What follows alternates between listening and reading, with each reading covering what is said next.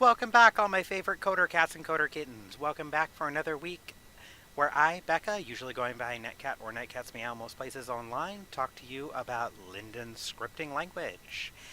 This week we have a request from one of our Discordians, Echo, asking me to look into an article on the blog of an Alan Karensky about persistent prim memory array. The short and sweet of what this is just simply a way of getting the most data storage out of the prims in an object that you can, which is important because anytime that you reset a script, any memory stored inside it is automatically erased. So I'm going to do a brief demonstration, starting with this Mark 1 cube.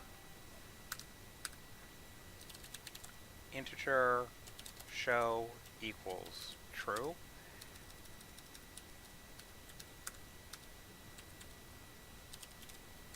If show equals false,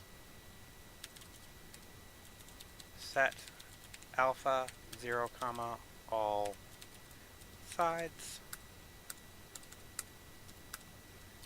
else show equals true, set alpha 1, all sides. And just a simple thing to make this a little bit easier, string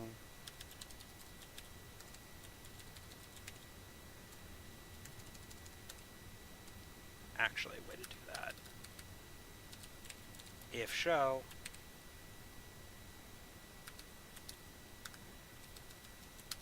better way to do it down here. Better way to do it down here. Owner say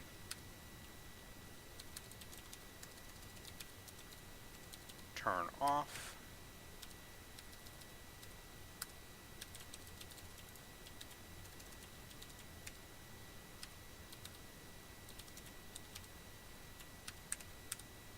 and actually there's an even better way to handle that.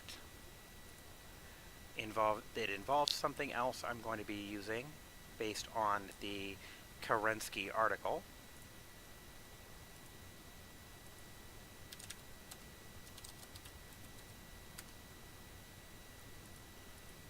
Set text. So I had remembered the thing wrong.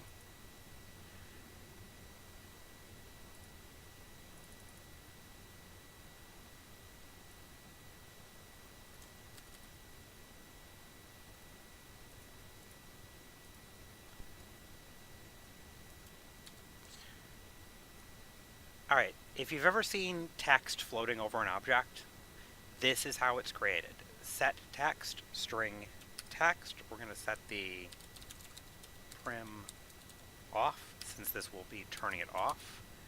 Vector color is just like any other color vector in Second Life. Float alpha.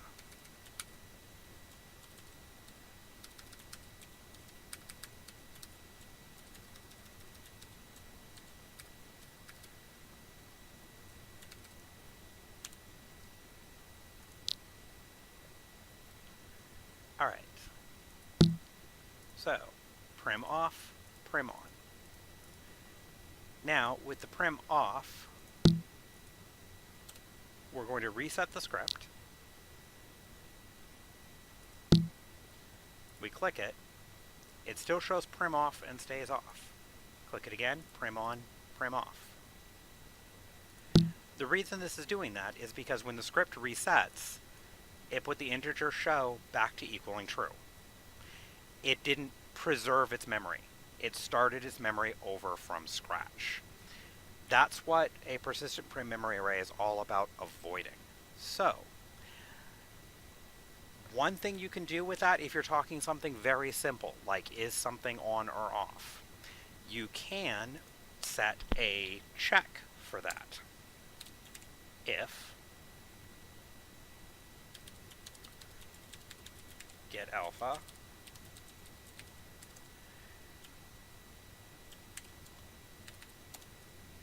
equals 0 show equals false. This should automatically check the alpha on startup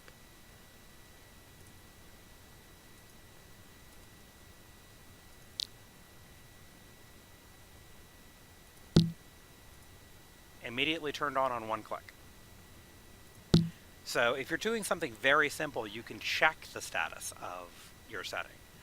But that isn't always the best way to do it, especially if you're dealing with a lot of information or with complicated information. But fortunately, the prims you have come with a few places you can stick data. You can stick it in the object or the description or in the floaty text. If you have only numeric values, you could also prospectively hide it in the alpha settings and the color settings as well. But that'll be a bit more complicated. We're just going to go through the 3 basic text fields first. So we will say here, if you're turning it off,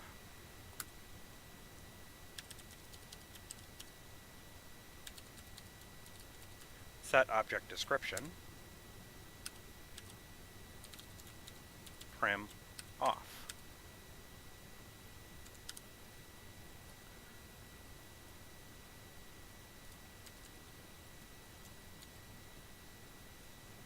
And then here we're going to change it to prim on, which means we're going to change this up here to if, hold on, get my cat back off of my keyboard. Precious, I need you off of there.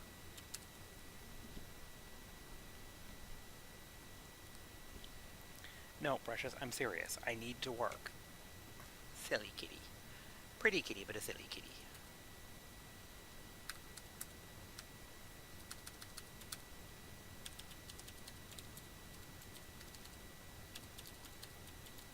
Get object description.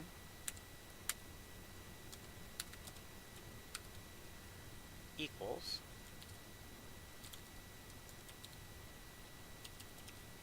prim off, it will set the show to false.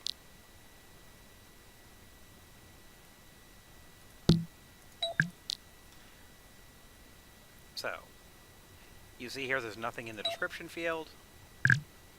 Touch. Had to go away to check the update, but it now says prim off. Touch. Prim on. Prim off. Save with it off. Popped on immediately. You can also save information, say we needed to save a color for each mode. So let us say we wanted to save a color here. So we'll say a nice purple. I'm not biased at all. So we change that to there. Now, when we're turning it on, we want vector color equals. Remember, since it's going to be considered text, we have to cast it as a vector. Get object name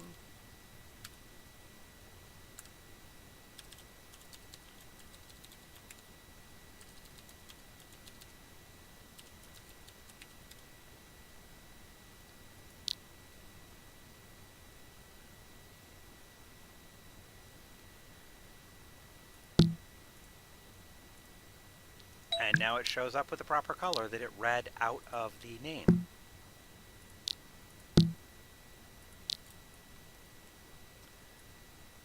So the last thing I can show you with that is the text up here. So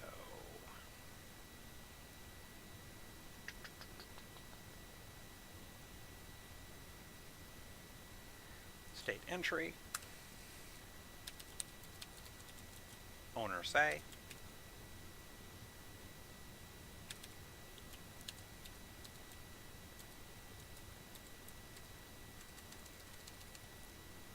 I'd have to look back up how you read the status of that.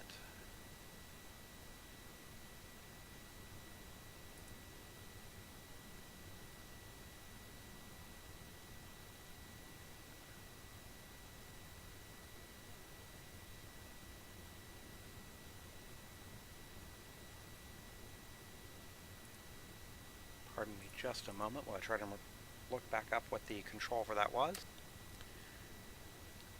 Sorry for popping out on y'all for a moment, but I did find the way to read that in get primitive parameters.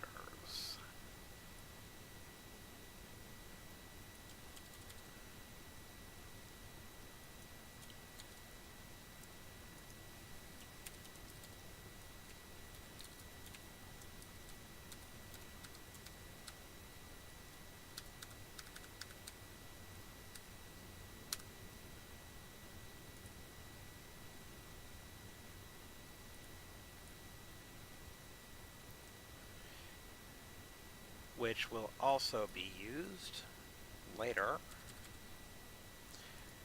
next week when I expand this into a multi-object version.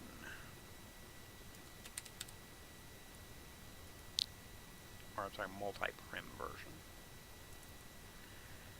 And there you actually see what it says.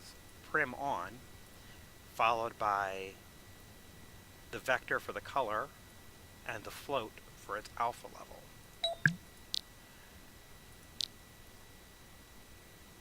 So, another thing we could do to make sure that goes off automatically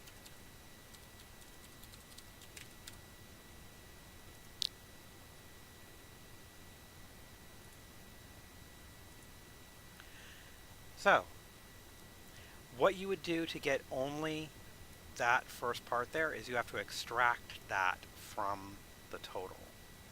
There are a couple ways you can do that. If you want to just put a specific flag in there, there's a command you can run to see if that particular text is in it, which is substring index. If you know exactly how long this string is, then you can use a substring, or you can use a combination of the two, which is what we're about to do. So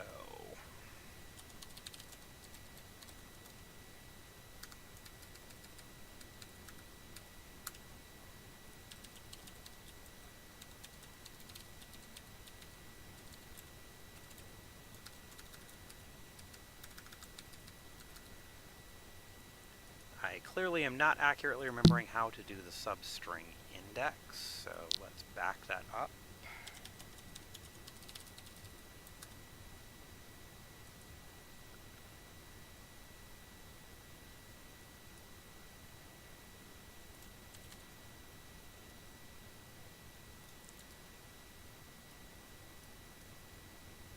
So it asks for the source, which is text. Here, where we basically pulled the get primitive parameters text, pulled that from there. So we make that the substring here. There, the string that we're reading, text. String pattern is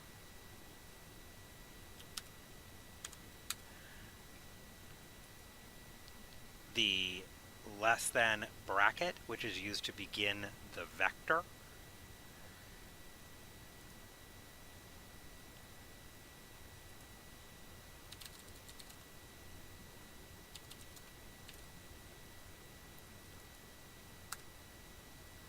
And then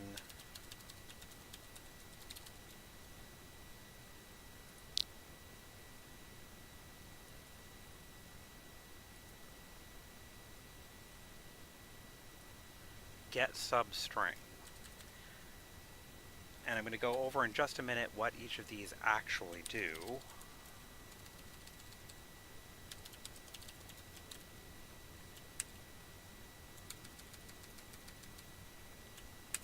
and why they work this way in tandem.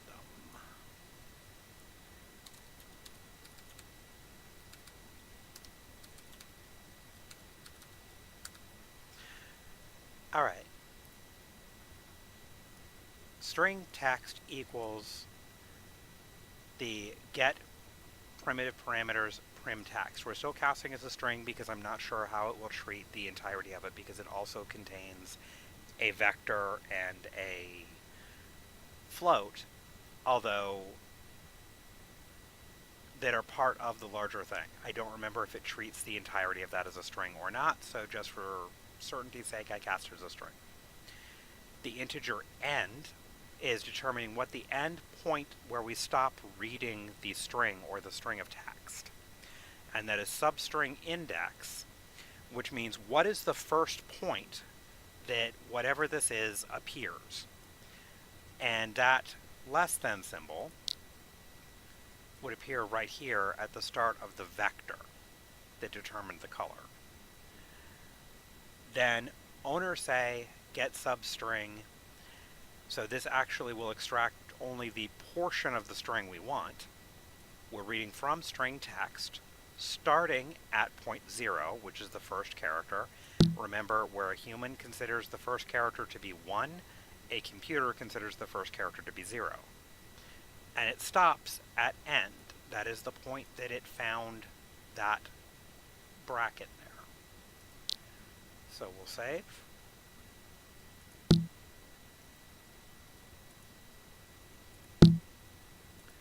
Now, what it actually showed us is it held the bracket in there. So the way to do that little test, is end minus 1.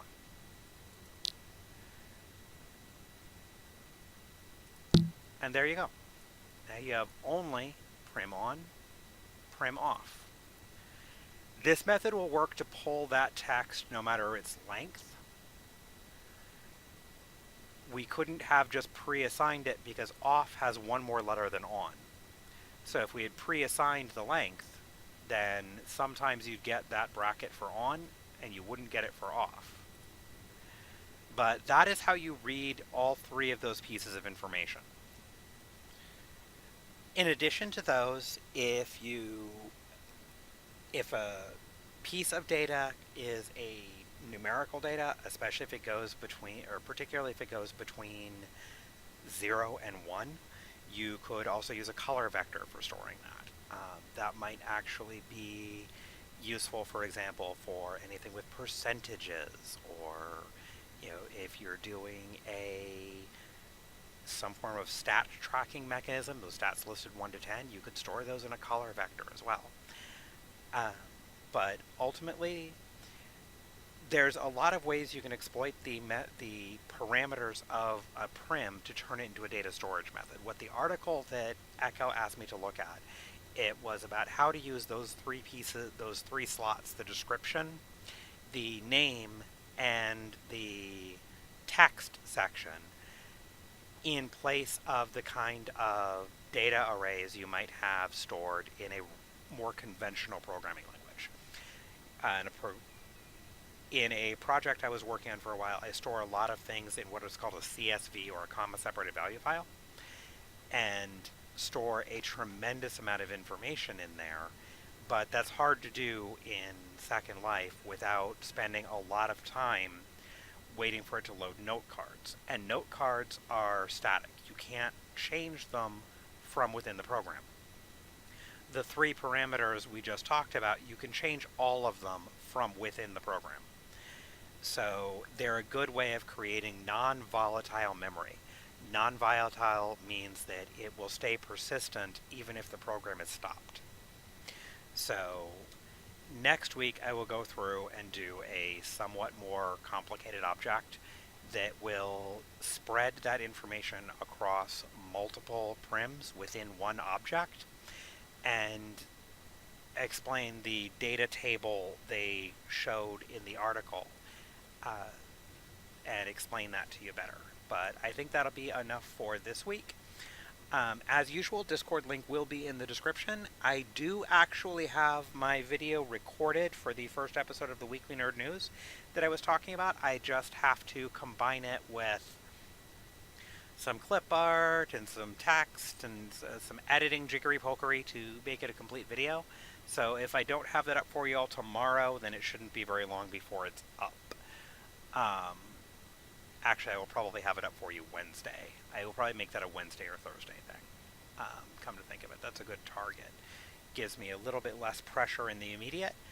Um, Discord link, as usual, will be in the description, along with a link to the post that Echo asked me to talk about. I hope that this was a good first step in explaining that for you, Echo. If not, then next week's I hope we'll pull everything together. Um, if I'm too far off base, then go ahead and just shoot me a message on Discord, and I will go ahead and make necessary corrections. So, thank you again for the question I could respond to.